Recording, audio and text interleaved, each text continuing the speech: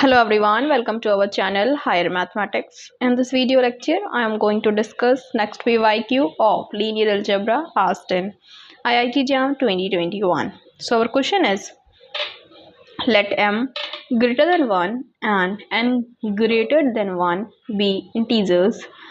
Let A be an m cross n matrix such that for some m cross 1 matrix B1, the equation Ax is equals to B1 has infinitely many solutions. Let B2 denote an m cross 1 different matrix from B1, then Ax is equals to B2 has, and this all are the options.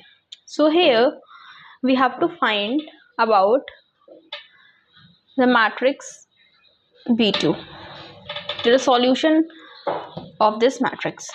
So as it is given that Ax is equals to B1 has infinitely many solution, and if the solution of the equation is non-homogeneous equation is infinitely many, it means what determinant of A is equals to 0. Now if the determinant of A is 0, then for any value of B2, for some value of B2, this matrix have infinitely many solutions, because if the determinant of A is equals to 0 implies A is singular matrix, and if the matrix is singular, it have only two solutions, either infinite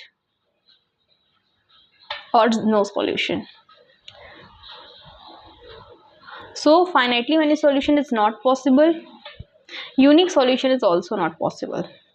So it can be a no solution, or infinitely many solution.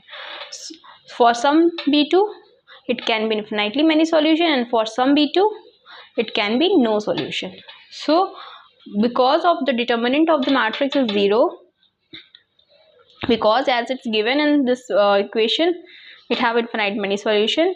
We see this matrix has 0, and for a matrix whose determinant is 0, that is a singular matrix, and in non-homogeneous equation, if the matrix is non-singular, there are two cases, infinite solution and no solution, based on this B2.